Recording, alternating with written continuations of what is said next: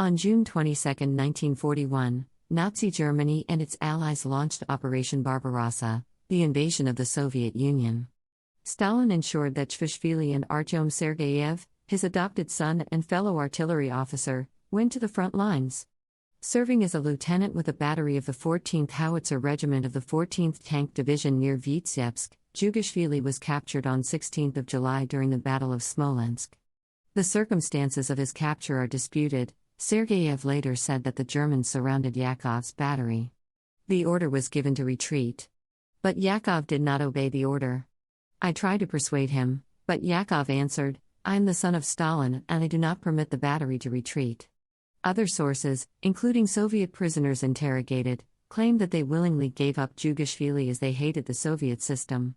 Material from the Russian archives also suggests that he surrendered willingly. The Germans announced the capture of Dzhugashvili on 19 July. Stalin reacted negatively to the news. He had previously ordered that no soldiers were to surrender, so the idea that his own son had done so was seen as a disgrace. He was angry that Dzhugashvili had not killed himself instead of being captured, and suspected that someone had betrayed him. Meltzer was not immediately told the news and, suspicious of her motives and the idea that Dzhugashvili surrendered, Stalin had her arrested. With Meltzer imprisoned, Svetlana took care of Galina. In an attempt to conceal his identity, Dzhugashvili apparently removed his officer's insignia and tried to pass as a soldier, though he was soon recognized and given to the Abwehr, German military intelligence, for interrogation. During the interrogation, Dzhugashvili openly criticized his division and other units of the Red Army, saying they were unprepared for the war, and further commented that military commanders behaved poorly.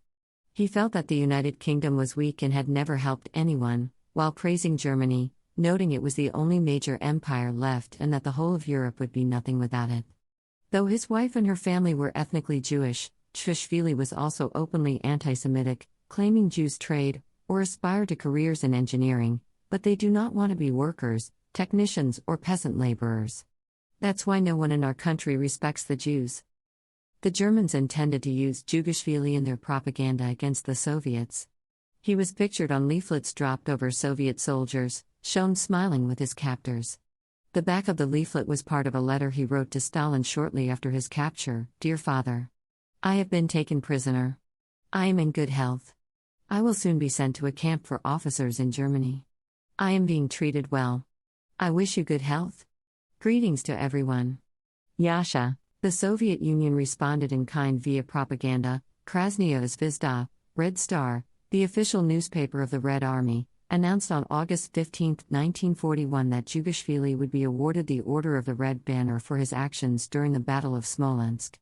He was subsequently moved to a guarded villa in Berlin, where Joseph Goebbels, the Nazi propaganda minister, hoped to use him on Russian-language radio broadcasts.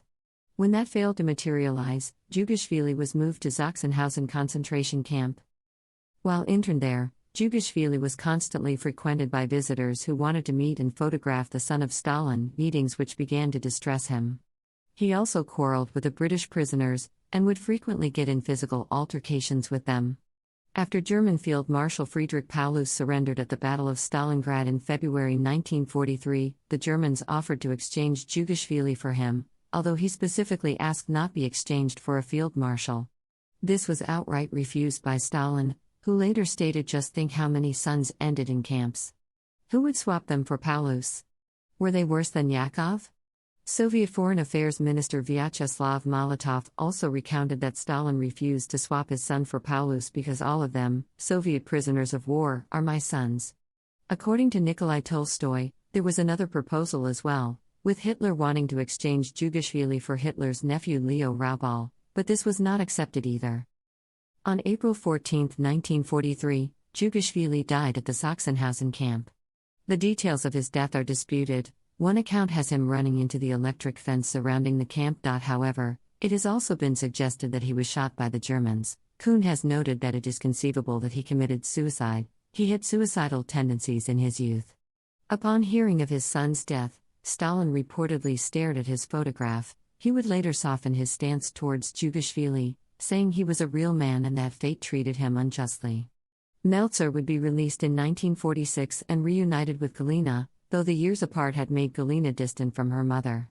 In 1977, Dzhugashvili was awarded the Order of the Patriotic War, First Class, although this was done secretly and the family was not allowed to collect the medal itself.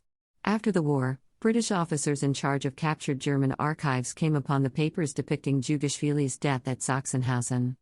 The German records indicated that he was shot after he ran into an electric fence attempting to flee after an argument with the British prisoners. Autopsy showed he died from electrocution before he was shot.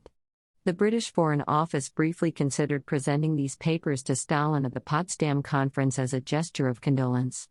They scrapped the idea because neither the British nor the Americans had informed the Soviets that they had captured key German archives, and sharing those papers with Stalin would have prompted the Soviets to inquire about the source of these records.